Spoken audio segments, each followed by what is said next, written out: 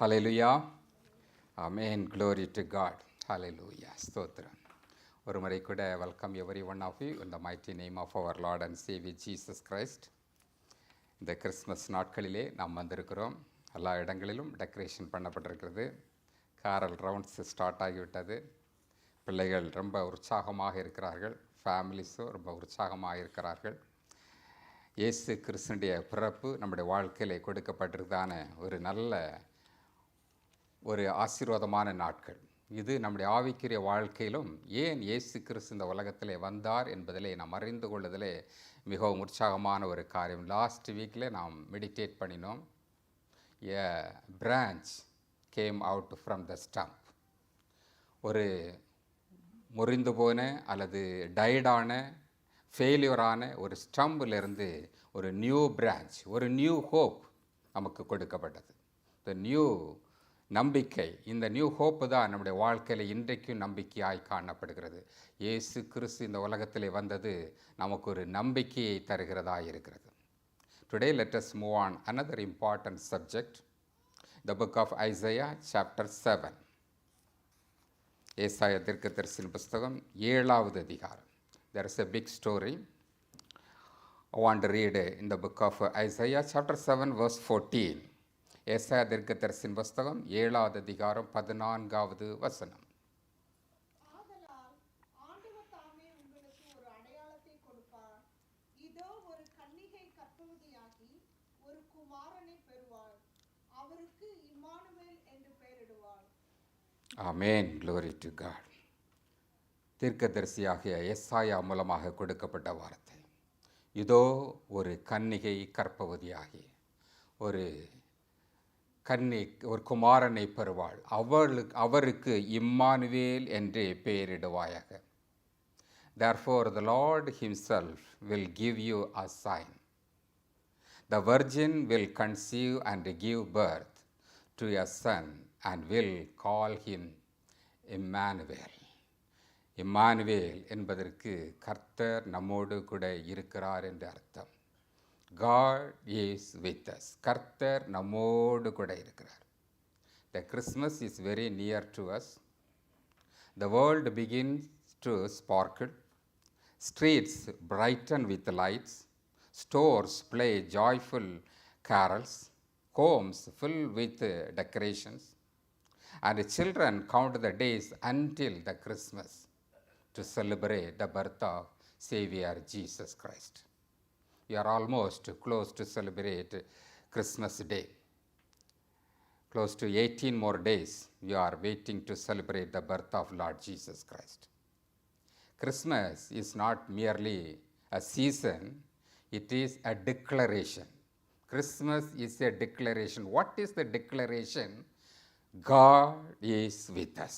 It is the right declaration. Christmas means God is with us. தேவன் என்னோடு கூட இருக்கிறார். தேவன் நம்மோடு கூட இருக்கிறார். God is with us. It is the Christmas declaration. It is the meaning of the Christmas. The real true meaning is God is with us. கர்த்தர் என்னோடு கூட இருக்கிறார். Christmas not merely about what we buy, what we decorate or what we eat. It is about what God has done in our life. The Creator stepped into His creation. The infinite entered to finite. The eternal put on time. The Almighty God wrapped Himself in a fragile flesh of the newborn baby. This is a miracle of Christmas. Emmanuel, God is with us. உலகத்தை சிருஷ்டித்த தேவனாகிய கர்த்தர் இந்த பூமியிலே விண்ணை விட்டு பூமிக்கு வந்தார் என்பதுதான் அர்த்தமுள்ள கிறிஸ்மஸாய் காணப்படுகிறது. தன்னிகரற்றவர், வரைபடுத்த முடியாதவர், நிகரற்றவர் தம்மை தாமே சுருக்கி கொண்டு இந்த உலகத்திலே ஒரு டைனி பேபியாக, ஸ்மால் பேபியாக அவர் இந்த உலகத்திலே வந்தது தான் ஆசீர்வாதமான அற்புதமான ஒரு கிறிஸ்மஸாய் காணப்படுகிறது. It is a miracle. இது அற்புதமாய் காணப்படுகிறது. இயேசு கிறிஸ்துடைய பிறப்பு கிறிஸ்மஸ் ஆனது நமக்கு ஒரு அற்புதம். உலகத்தில் காணக்கூடாத ஒரு அற்புதம். வானத்தையும் பூமி உண்டாக்கின கர்த்தர், சிங்காசனத்தில் இருக்க வேண்டிய கர்த்தர் நமக்காக உங்களுக்காக அவர் கட்டுப்படுத்தவராக இந்த கட்டுப்பட்டவராக இந்த உலகத்திலே நமக்காக மாம்சத்தோடு கூட இந்த உலகத்திலே வெளிப்பட்டார். Today I want to emphasize three important things. God is with us. God is with us means, now number one is God is with us in our humanity. God is with us in our struggle. God is with us in our salvation. Christmas தேவன் நம்மோடு கூட இருக்கிறார் என்றால் God is with us in our humanity. அவர் மனுஷ சாயலாக நம்மோடு கூட மனுஷனாக நம்மை போல இந்த உலகத்திலே வந்தார். இதுதான் ஆச்சரியமான காரியம். நம்மை போல உங்களைப் போல மாம்சத்தோடு கூட இரத்தத்தோடு கூட இந்த உலகத்திலே நமக்காக அவர் இந்த உலகத்திலே வந்துதான் அற்புதமான காரியமாய் காணப்படுகிறது. God is with us in our humanity. தேவன் மனிதனாக இந்த உலகத்திலே வந்தார், மாம்சத்தோடு கூட இந்த உலகத்திலே வந்தார். Christmas begins with a birth, ordinary in appearance, yet extraordinary in reality. The Son of God entered the world through pain, blood, tears, and vulnerability. He did not arrive as a warrior or a king or surrounded by armies, but as a baby, as a tiny baby, wrapped in clothes and laid in a manger. ஒரு சிறிய குழந்தையாக அவர் புல்லணையிலே பிறந்தார் என்பதுதான் ஆச்சரியமான ஒரு காரியமாய் காணப்படுகிறது. God is with us in our humanity means அவர் மாம்சத்தோடு கூட இரத்தத்தோடு கூட இந்த உலகத்திலே நமக்காக வெளிப்பட்டார். யோவான் எழுதின சுவிசேஷம் 1வது அதிகாரம் 14வது வசனத்திலே வாசிக்கும்போது, John chapter 1 verse 14 வாசிக்கும்போது, அந்த வார்த்தை, the word of Jesus Christ, மாம்சமாகி கிருபையினாலும் சத்தியத்தினாலும் நிறைந்தவராக நமக்குள்ளே அவர் வாசம் பண்ணினார். அவருடைய மகிமையை கண்டோம். அது பிதாவுக்கு ஒரே பேரானுடைய மகிமைக்கு ஏற்றதாக காணப்பட்டது. The word became flesh and dwelt among us. It is the very important scripture portion. The word became flesh. அந்த வார்த்தை மாம்சமாகி கிருபையினாலும் சத்தியத்தினாலும் நிறைந்தவராக நமக்குள்ளே அவர் வாசம் பண்ணினார். கிறிஸ்மஸ் மீன்ஸ் அவர் மாம்சத்தோடு கூட இரத்தத்தோடு கூட இந்த உலகத்திலே வந்தார் என்றால் அவருடைய வார்த்தை நமக்குள்ளாக இறங்கி வந்தது. வார்த்தையாக காணப்பட்ட அவர் மாம்சத்தோடு கூட இரத்தத்தோடு இந்த உலகத்திலே அவர் நமக்காக பிறந்தார். அவர் நமக்காக இந்த உலகத்திலே வந்து தம்மை வெளிப்படுத்தினார். நம்மோடு கூட நெருங்கி வாழும்படியாக, நம்மோடு கூட இருக்கும்படியாக அவர் இந்த உலகத்திலே அவர் வந்தார். அவர் ஏதோ உயர வானத்திலிருந்து நம்மை பார்க்கிறவாக இல்லை, நம்மோடு கூட வாசம் பண்ணும்படியாக இந்த உலகத்திலே வந்தார். God is not distant. God is not too far away. He is with us. He is living in your heart. அவர் உங்களுடைய இருதயத்திலே வாசம் பண்ணும்படியாக உங்களுக்காக எனக்காக இந்த உலகத்திலே வந்தார். அதுதான் கிறிஸ்மஸாய் காணப்படுகிறது. பெரும் ஜோதியாய் காணப்பட்ட அவர் நமக்காக உங்களுக்குள்ளாக உங்களுடைய இருதயத்தில் ஒரு ஜோதியாக வெளிச்சமாக உங்களுக்குள்ளே வாசம் பண்ணும்படியாக இந்த உலகத்திலே வந்தார். ஒரு கன்னிகையினிடத்திலே அவர் பிறந்து மாம்சத்தோடு கூட இரத்தத்தோடு கூட வெளிப்பட்டார். இயேசு கிறிஸ்து பிறப்பதற்கு முன்பதாக approximately more than 750 years ago, Isaiah predict this scripture verse. Isaiah prophesies the scripture verse. மத்தேயு எழுதின சுவிசேஷம் 1ஆம் அதிகாரத்தில் 23வது வசனத்தில் வாசிக்கும்போது, Matthew chapter 1 verse 23 வாசிக்கும்போது, then they shall call his name Emmanuel, which means God is with us. இதோ ஒரு கன்னிகை கற்பவதியாகி ஒரு குமாரனை பெறுவாள், அவருக்கு இம்மானுவேல் என்று பெயரிடுவார்கள் என்று சொன்னார். இம்மானுவேல் என்பதற்கு தேவன் நம்மோடு கூட இருக்கிறார் என்று அர்த்தம். நம்மோடு கூட இருக்கும்படியாக அவர் மாம்சத்தோடு கூட இரத்தத்தோடு கூட இந்த உலகத்திலே அவர் வெளிப்பட்டார். A story is told of a king who longed to truly understand the suffering of his people in his kingdom. He could have summoned, or he can ordered ordered them to from the palace one by one, and he asked the people about the sufferings. What he did, he threw off all his royal garments and dressed himself as a poor laborer and walked among them. And he lived where they lived, ate what they ate, and felt what they felt. Only then did he fully understand their struggles. ஒரு அரசன் இந்த ஏழை ஜனங்களை பார்க்கும்படியாக, அவருடைய பாடுகளை பார்க்கும்படியாக அவன் சிங்காசனத்தை விட்டு இந்த பூமியிலே மனிதர்களோடு கூட மறுதலாக அவர் மார்க்கெட்டிலும் ஸ்ட்ரீட்டிலும் நடந்து வந்து ஜனங்களின் பாடுகளை அவன் அனுபவித்தான், பார்த்தான். அதுபோல்தான் இயேசு கிறிஸ்துவும் உயர்ந்த சிங்காசனத்தில் காணப்பட்ட அவர் நமக்காக இந்த பூமியிலே நம்மை போல மாம்சத்தோடு கூட இரத்தத்தோடு கூட மனுஷ சாயலாக இந்த உலகத்திலே வெளிப்பட்டு நமக்காக அவர் கல்வாரி சிலுவையிலே பலியானார். God did not save us from a distance, and God came into our heart. He came down, he lived among us, and he shared our human experiences. He knows our agony, he knows about our pain, he knows about our struggle, he knows all of your problems. எல்லாவற்றையும் அறிவார். நம்மை போல் அவர் சோதிக்கப்பட்டு எல்லா விதத்திலும் நம்மை போல பாடுபட்டபடியினாலே அவர் நமக்கு உதவி செய்ய வல்லவராயிருக்கிறார். He knows about all of our situation, our problems. God is with us. That means he came into the world as a humanity. Secondly, God is with us in our struggle.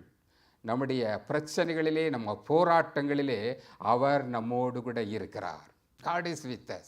கர்த்தர் நம்மோடு கூட இருக்கிறார். Emmanuel means God is with us. தேவன் நம்மோடு கூட இருக்கிறவராய் இருக்கிறார். Angels, the group of angels இந்த Christmas டே அன்றைக்கு ஷெப்பர்ட் மத்தியிலே இந்த வார்த்தைகளை சொல்றார். Do not be afraid. Luke chapter 2 verse 10 வாசிக்கும்போது do not be afraid. Before the good news, before the good tidings of great joy, the angel of the Lord said, do not be afraid. பயப்படாதிருங்கள். தேவதூதன் அவர்களை நோக்கி அவர்களிடத்தில் சொல்லுகிற வார்த்தை பயப்படாதிருங்கள். Do not be afraid or nor dismayed. நீங்கள் பயப்படாதிருங்கள், கலங்காதிருங்கள். இன்றைக்கு இந்த வார்த்தை, இந்த ஒரே ஒரு வார்த்தை உங்களுடைய வாழ்க்கையிலே கொடுக்கப்படுகிற ஒரு வார்த்தையாய் காணப்படுகிறது. பயப்படாதிருங்கள். கிறிஸ்மஸ் நாட்களில் கர்த்தர்களை பார்த்து சொல்லுகிற காரியம் பயப்படாதிருங்கள். Do not be afraid because God is with you. கர்த்தர் உங்களோடு கூட இருக்கிறார். ஜீவனை கொடுக்கும்படியாக, உங்களோடு கூட பரிபூர்ணமாக வாசம் பண்ணும்படியாக அவர் உங்களோடு கூட இருக்கிறவராய் இருக்கிறார். நம்முடைய தேவன் உங்களுக்குள்ளாக வாசம் பண்ணிக்கூட எதற்காக பயப்படாதிருங்கள் என்ற வார்த்தையை உங்களுக்கு சொல்லும்படியாக அவர் உங்களோடு கூட இருக்கிறார். ஏசாயா தீர்க்கதரிசியின் புஸ்தகம் 41 அதிகாரம் 10வது வசனம் சொல்கிறது. One of the promises scripture verse in the book of Isaiah chapter 41 verse 10. நீ பயப்படாதே, நான் உன்னோடு கூட இருக்கிறேன். திகையாதே, நான் உன் தேவன், நான் உன்னை பலப்படுத்தி உனக்கு சகாயம் பண்ணுவேன், என் நீதியின் வலது கரத்தினால் உன்னை தாங்குவேன் என்று சொல்கிறார். Fear not, for I am with you. Be not dismayed, for I am your God. I will strengthen you. Yes, I will help you.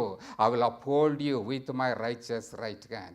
என் நீதியின் வலது கரத்தினால் உன்னை தாங்குவேன். கிறிஸ்மஸ் நாட்களில் கர்த்தர் கொடுக்கிற ஒரு என்கரேஜ்மெண்ட், ஒரு beautiful promise, which is do not be afraid. Whatever the situation, whatever the problems in your family life, do not be afraid. God is with you. The Emmanuel of God is with you. தேவன் உங்களோடு கூட இருக்கிறவராய் இருக்கிறார்.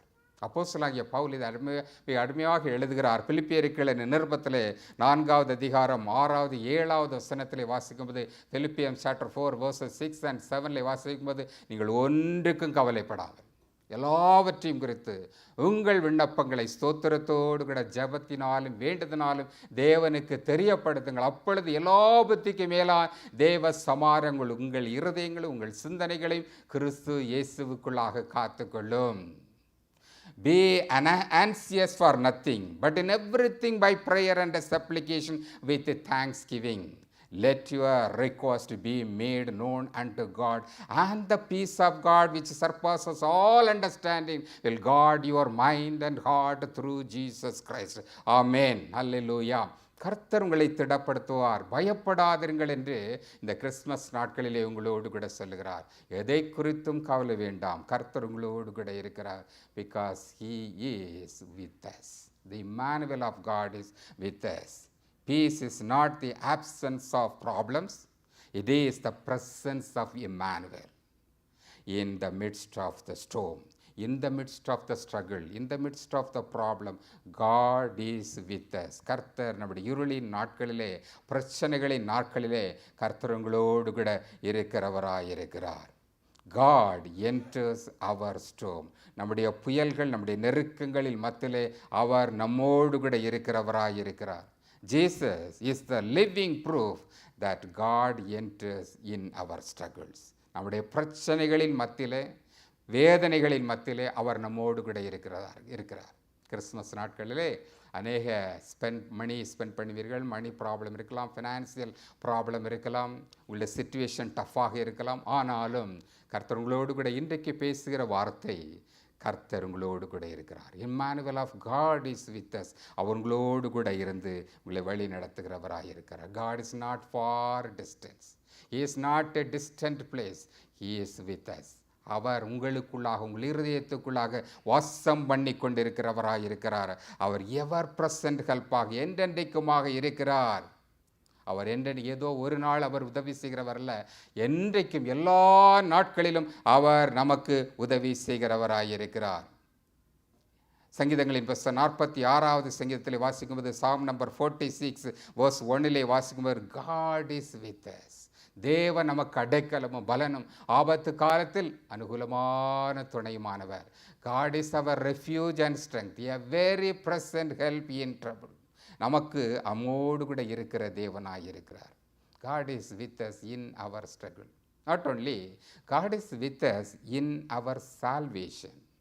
இந்த ரட்சிப்பின் நாட்களிலே கர்த்தர் நம்மோடு கூட இருக்கிறார். அநேகர் நாம் ரட்சிப்பை சுதந்திரித்துக் கொள்கிறோம், ரட்சிப்பை பெற்றுக்கொள்கிறோம். அநேகர் ரட்சிப்புக்காக ஏங்கி கொண்டிருக்கிறார்கள், தவித்து கொண்டிருக்கிறார்கள். எப்படி நாம் ரட்சிக்கப்படுவது?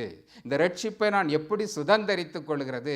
கர்த்தர் என்னோடு கூட இருப்பாரானால் நான் ரட்சிப்பை சுதந்திரித்துக் கொள்வேனே.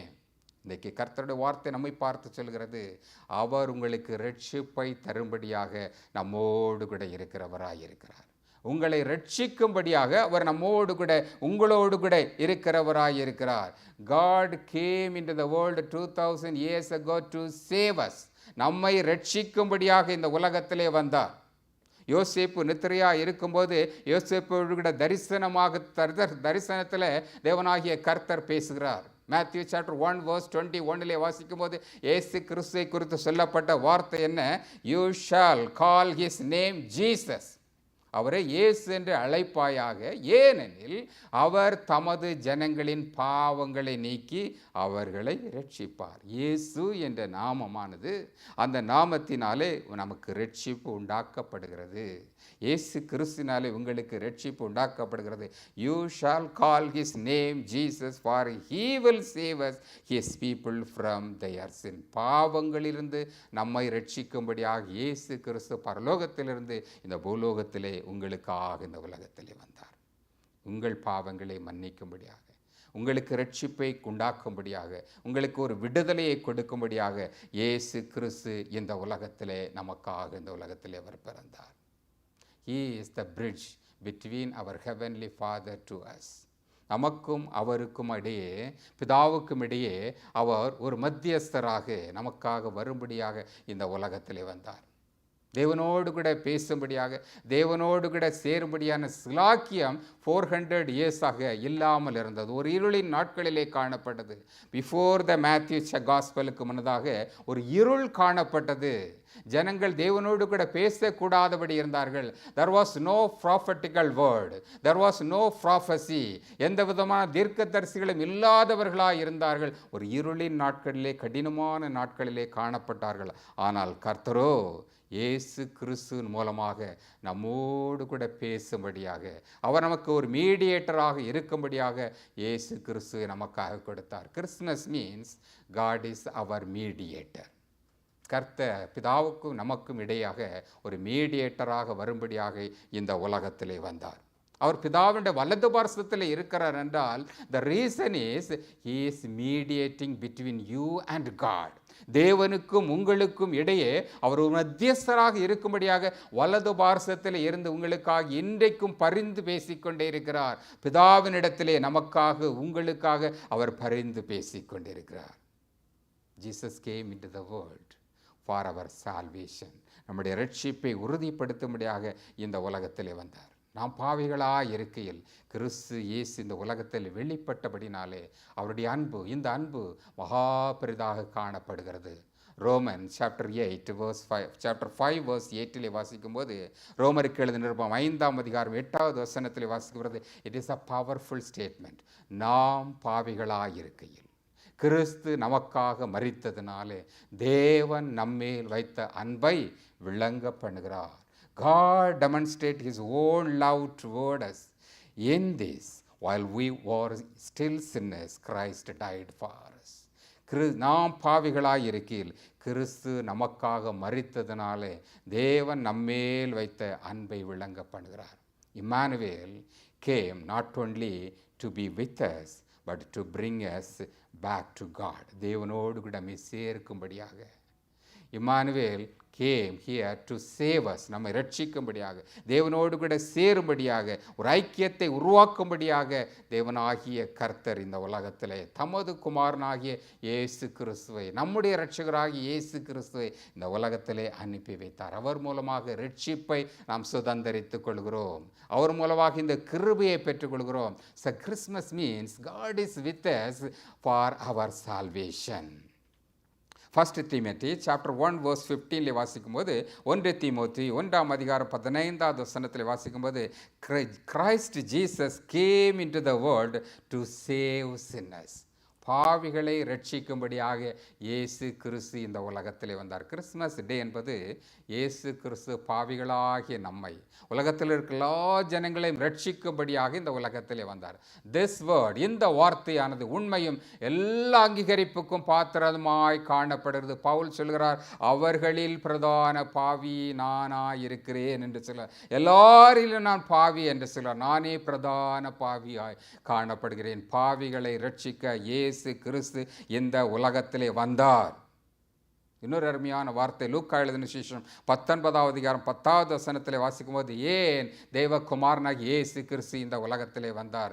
லூக் சாப்டர் 19 verse 10 வாசிக்கும்போது, the son of man came to seek and save the lost.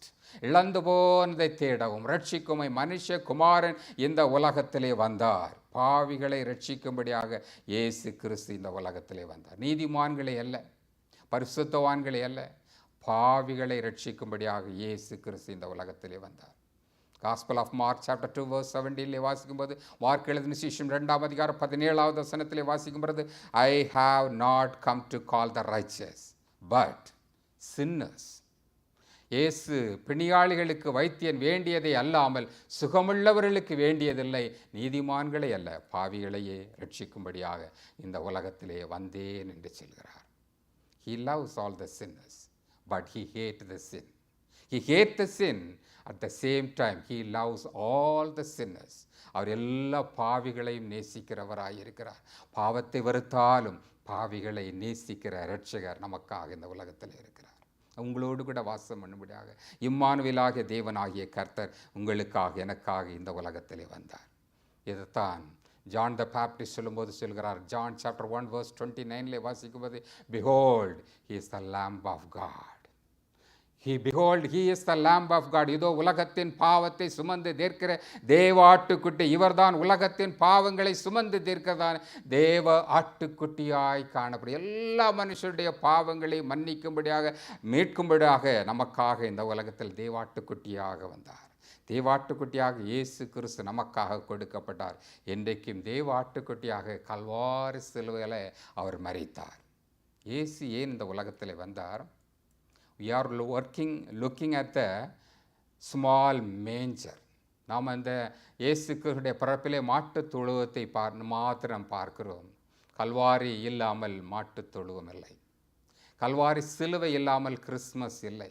More important is the cross. More important is the salvation of Jesus Christ. அவர் நமக்காக கொடுத்தது தான் பெரிய கிருபையாய் காணப்படும். கிறிஸ்மஸை பார்க்கிலும் இந்த குட் ஃப்ரைடே தான் வெரி இம்பார்ட்டன்ட். ஏனென்றால் அங்கே இயேசு கிறிஸ்து நமக்காக உங்களுக்காக சிலுவையிலே கொடுக்கப்பட்டார். Is the lamb of God. கல்வாரியை நோக்கி பார்க்க வேண்டும். இன்றைக்கு கிறிஸ்மஸை செலிப்ரேட் பண்ணுகிற நாம் முதலாவது செய்ய வேண்டிய காரியம், we have to look at the Lord Jesus Christ who is hanging on the cross. சிலுவையிலே தொங்கிக் கொண்டிருக்கிற இயேசு கிறிஸ்துவை நாம் நோக்கி பார்க்க வேண்டும். அவரிடத்திலிருந்து புறப்பட்டு வருகிற ரட்சிப்பு, அவரிடத்திலிருந்து புறப்பட்டு வருகிற பரிசுத்த இரத்தமானது உங்களையும் என்னையும் ரட்சிக்க வல்லமை உள்ளதாக இருக்கிறது. God is with us means He came into the world to save every one of us. அவர் உங்களையும் என்னையும் ரட்சிக்கும்படியாக இம்மானுவேலாகிய தேவனாகிய கர்த்தர் உங்களோடு கூட இருக்கிறவராயிருக்கிறார். God came into the world. அவர் நமக்காக இந்த உலகத்திலே வந்தார் என்றால் God is with us in our humanity. God is with us in our struggle and God is with us in our salvation. உங்களையும் என்னையும் ரட்சிக்கும்படியாக இயேசு கிறிஸ்து இந்த உலகத்திலே வந்தார். It is the greatest important salvation. It is the greatest theology for every one of us. Emmanuel means God is with us. கர்த்தர் உங்களோடு கூட இருக்கிறவராய் இருக்கிறார். ஆமென். Hallelujah. Shall we stand and commit ourselves?